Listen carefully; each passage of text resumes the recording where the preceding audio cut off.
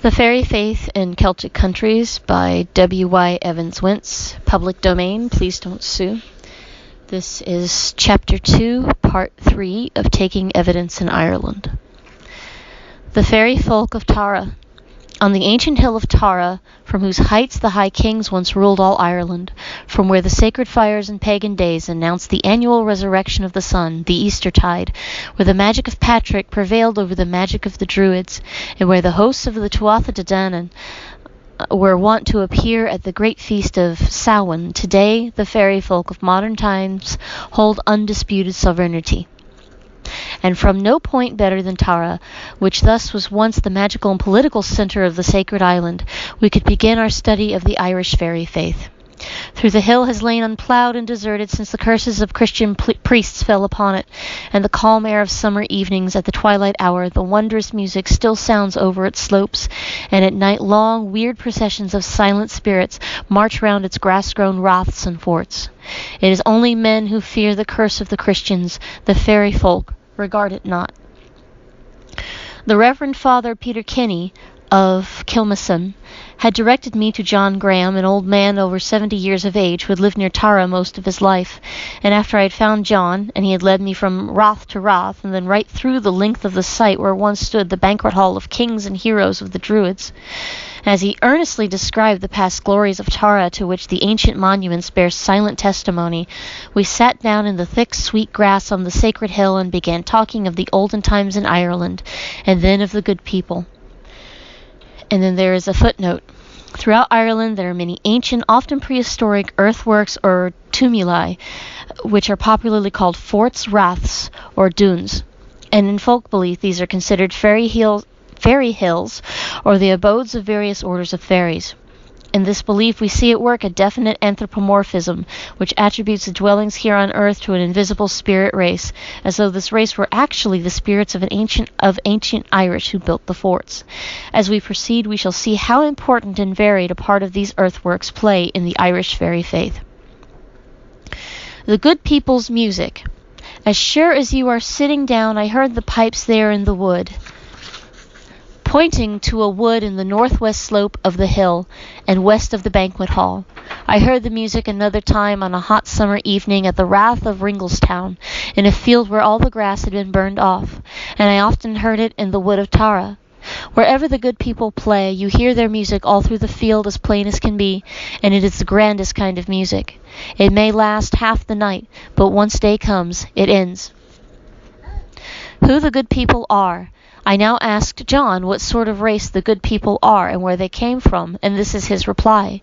People killed and murdered in war stay on earth till their time is up, and they are among the good people. The souls on this earth are as thick as the grass, running his walking stick through the thick clump. And you can't see them. The evil spirits are just as thick too, and people don't know it. Because there are so many spirits going about, they must appear to some people. The old folks saw the good people here on the hill 100 times, and they'd always be thinking about them. The good people can see everything, and you dare not meddle with them. They live in raths, and their houses are in them. The opinion always was that they are a race of spirits, for they can go into different forms and can appear big as well as little. Evidence from Killisman near Tara. John Boylan, born in County Meath about 60 years ago, will be our witness from Kilmasson, a village about 2 miles from Tara, and he, being one of the men of the vicinity best informed about its folklore, is able to offer testimony of very great value. The fairy tribes. Sorry, my daughter is fussy. The fairy tribes. There is said to be a whole tribe of little red men living in Glen Otter, between Ringlestown and Tara, and on long evenings in June they have been heard. There are other breeds of castes of fairies, and it seems to me, when I recall our ancient traditions, that some of these fairies are the Furlbogs, and some of the Tuatha De Danann, and some of the Millicents. All of them have been seen serenading round the western slope of Tara, dressed in ancient Irish costumes. Unlike the little red men, these fairy races are warlike and given to making invasions. Long processions of them have been seen going around the king's chair, an earthwork on which the kings of Tara are said to have been crowned, and they then would appear like soldiers of ancient Ireland in review. The fairy procession. We are told as children that, as soon as night fell, the fairies from Rathringelstown would form in a procession across Tara Road, pass round certain bushes which have not been disturbed for ages, and join, I can't pronounce this word, the Ginkena, or host of industrious folk, the Red Fairies. We were afraid, and our nurses always brought us home before the advent of the fairy procession. One of the passes used by this procession happened to be between two mud wall houses, and it is said that a man went out of one of these houses at the wrong time, and when found he was dead. The fairies had taken him because he had interfered with their procession. Death through cutting fairy bushes. A man named Kaffney cut as fuel to boil his pot of potatoes some of these undisturbed bushes round which the fairies pass. When he put the wood under the pot, though it spat fire and fire sparkles would come out of it, it would not burn. The man pined away gradually. In 6 months after cutting the fairy bushes, he was dead. Just before he died, he told his experiences with the woodcutter to his brother, and his brother told me. The fairies are the dead. According to the local belief, fairies are the spirits of the departed. Tradition says that Hugh O'Neill in the 16th century, after his march to the south, encamped his army at the Rath or fort of Ringelstown to be assisted by the spirits of the mighty dead who dwell within his Rath. And there's a footnote. An Irish mystic and seer of great power with whom I have often discussed the fairy faith and its details regards fairy paths or fairy passes as actual magnetic arteries, so to speak, through which circulates the earth's magnetism. Continuing on. It is believed that Gerald Fitzgerald has been seen coming out of the hill of Molly Ellen, down in County Louth, leading his horse and dressed in an old Irish costume with breastplate, spear, and a war outfit.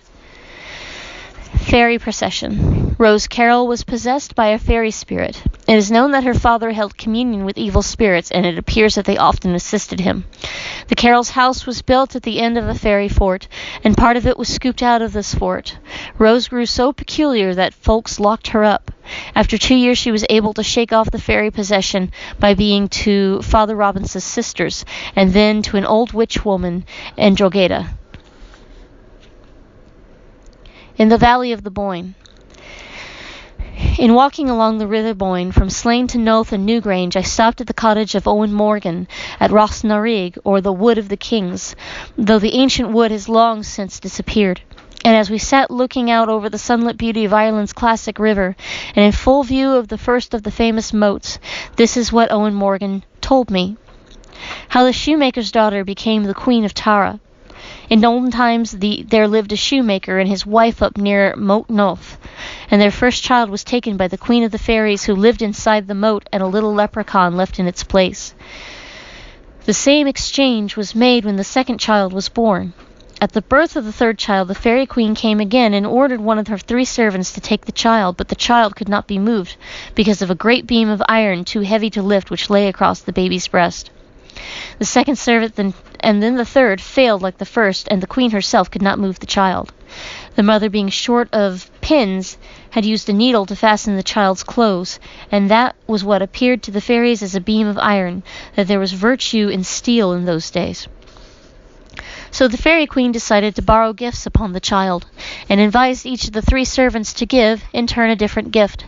The first one said, "May she be the grandest lady in the world," and the second one said, "May she be the greatest singer in the world," and the third one said, "May she be the best mantle maker in the world."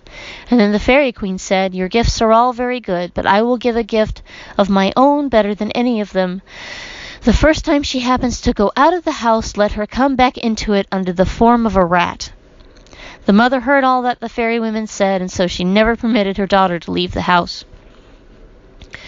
When the girl reached the age of 18, it happened that the young Prince of Tara, in riding by on a hunt, heard her singing, and so entranced was he with the music that he stopped to listen, and when the song ended, he entered the house, and upon seeing the wonderful beauty of the singer, asked her to marry him. The mother said it could not be, and taking the daughter out of the house for the first time, brought her back in an apron in the form of a rat, and that the prince might understand the refusal.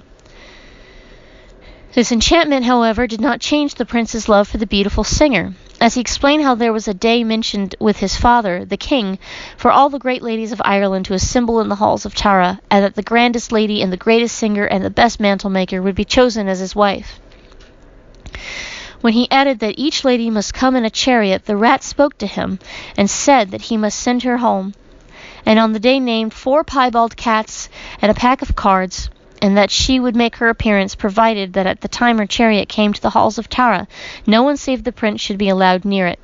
And she finally said to the prince, "Until the day mentioned with your father, you must carry me as a rat in your pocket." But before the great day arrived, the rat had made everything known to one of the fairy women, and so when the 4 piebald cats and the pack of cards reached the girl's home, the fairies at once turned the cats into 4 splendid horses, the most 4 splendid horses in the world, and the pack of cards into the most wonderful chariot in the world. And as the chariot was setting out from the moat for Tara, the fairy queen clapped her hands and laughed, and the enchantment over the girl was broken, so that she became as before the prettiest lady in the world, and she sitting in the chariot. When the prince saw the wonderful chariot coming, he knew whose it was and went out alone to meet it, but he could not believe his eyes on seeing the lady inside. And then she told him about the witches and fairies and explained everything. Hundreds of ladies had come to the hills of Tara from all Ireland, and everyone as grand as could be. The contest began with singing and ended with the mantle making, and the youngest girl was the last to appear. But to the amazement of all the company, the king had to admit that the strange woman was the grandest lady, the greatest singer, and the best mantle maker in Ireland. And when the old king died, she became the Queen of Tara. After this ancient legend, which Owen Morgan heard from the old folks when he was a boy, he told me many anecdotes about the good people of the Boyne, who are little men usually dressed in red. The good people at Newgrange. Between Knowth and Newgrange, I met Maggie Timmins carrying a pail of buttermilk to her calves, and when we stopped on the road to talk, I asked her in due time if any of the good people ever appeared in the region or about Newgrange, which we could see in the field, and she replied in reference to Newgrange, "I am sure the neighbours used to see the good people come out of it at night and in the morning. The good people inherited the fort." Then I asked her what the good people are, and she said when they disappear they go like fog. They must be something like spirits, or how could they disappear in that way? I knew of people, she added, who would milk in the fields about here and spill milk on the ground for the good people, and pots of potatoes would be put out for the good people at night. The testimony of an Irish priest. We now pass directly to West Ireland, and in many ways our most important field, where all the places in the Celtic world the fairy faith is vigorously alive, and it seems very fitting to offer the first opportunity to testify in behalf of that district to a scholarly priest of the Roman Church, for what he tells us is almost wholly the result of his own memories and experiences as an Irish boy in Connemara, supplemented in a valuable way by his wider and more mature knowledge of the fairy belief as he sees it now among his own parishioners. Knockma fairies. Knockma, which you see over there, is said to contain excavated passages and a palace where the fairies live, and with them the people that they have taken. And from inside the hill there is believed to be an entrance to an underground world. It is a common opinion that after consumptives die, they are there with the fairies in good health. The wasted body is not taken into the hill, for it is usually regarded as not the body of the deceased, but rather that of a changeling. The general belief being that the real body and soul are carried off together, and those of an old person from fairyland substituted. The old person left soon declines and dies. Safeguards against fairies. It was proper when having finished milking a cow to put one's thumb in the pail of milk, and with the wet thumb to make the sign of the cross on the thigh of the cow on the side milked, to be safe against fairies. And I have seen them, when churning, put a live coal about an inch square under the churn, because it was an old custom connected with the fairies. Milk and butter for fairies. Whatever milk falls on the ground in milking a cow is taken by the fairies, for fairies need a little milk. Also, after churning, the knife which is run through the butter as drying must not be scraped clean, for what sticks to it belongs to the fairies. Out of 3 pounds of butter, for example, an ounce or 2 would be left for the fairies. I have seen this several times. Crossing a stream and fairies. When out on a dark night, if pursued by fairies or ghosts, is one considered quite safe if one can get over some stream. I remember coming home on a dark night with a boy companion and hearing a noise, and then after we had run to a stream and crossed it, feeling quite safe. Fairy preserves. A heap of stones in a field should not be disturbed, though needed for building, especially if they are part of an ancient tumulus. The fairies are said to live inside the pile, and to move the stones would be most unfortunate. If a house happens to be built on a fairy preserve or in a fairy track, the occupants will have no luck. Everything will go wrong. Their animals will die, their children fall sick, and no end of trouble will come on them. When the house happens to have been built on a fairy track and the doors on the front and back, or the windows, if they are kept in the line of the track, cannot be kept closed at night, for the fairies must march through. Near Ballinrobe, there is an old fort which is still the preserve of the fairies, and the land round it. The soil is very fine, and yet no one would dare to till it. Some time ago, in laying out a new road, the engineers determined to run it through the fort, but the people rose almost in rebellion, and the course had to be changed. The farmers wouldn't cut a tree down or a bush growing out of the hill or preserve for anything. Fairy control over crops. Fairies are believed to control crops and their ripening. A field of turnips may promise well, and its owner will count on so many tons to the acre, but if when the crop is gathered and is found to be far short of the estimate, the explanation is that the fairies have extracted so much substance from it. The same thing is the case with corn. November Eve and fairies. On November Eve it is not right to gather or eat blackberries or sloes, nor after that as long as they last. On November Eve the fairies pass over all such things and make them unfit to eat. If one dares to eat them afterwards, one will have serious illness. We firmly believe this as boys, and I laugh now when I think of how we used to gorge ourselves with berries on the last day of October, and then for weeks after pass by bushes full of the most luscious fruit, and then with mouths watering, for it couldn't eat it. Fairies as flies. There is an old abbey on the river, County Mayo, and people say that fairies had a great battle near it, and that the slaughter was tremendous. At the time the fairies appeared as swarms of flies, coming from every direction to that spot. Some came from Knockmaw, and some from South Ireland, the opinion being that fairies can assume any form they like. The battle lasted a day and a night, and when it was over, one could have filled baskets with the dead flies which floated down the river. Those who returned from fairy. Persons in a short trance state of 2 or 3 days' duration are said to be away with the fairies enjoying a festival. The festival may be very material in its nature, or it may be purely spiritual. Sometimes one may thus go to fairy for an hour or two, or one may remain there for 7, 14, or 21 years. The mind of a person coming out of fairyland is usually a blank as to what has been seen and done there. Another idea is that the person knows well enough all about fairyland, but is prevented from communicating the knowledge. A certain woman of whom I knew said that she had forgotten all about her experiences in fairy, but a friend who heard her objected, said she did remember and wouldn't tell. A man may remain awake at night and watch one who has been to fairyland to see if that one holds communication with the fairies. Others say that in such a case that fairies know you are on the alert and will not be discovered. The testimony of a Galway piper. Fairies, Ebel the Sidoga. I can't pronounce that right now.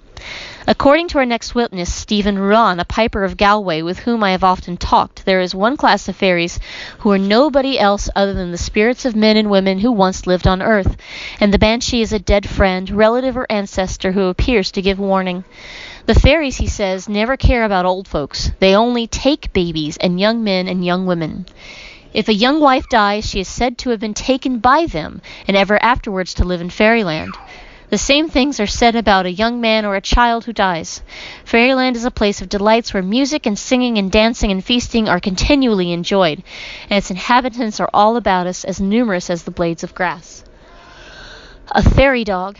In the course of another conversation, Steve had pointed to a rocky knoll in a field not far from his home and said, "I saw a dog with a white ring around its neck, and by the hill there, and the oldest man around Galway have seen him too, for he has been there for 100 years or more. He is a dog of the good people, and only appears at certain hours of the night." An old piper in fairyland.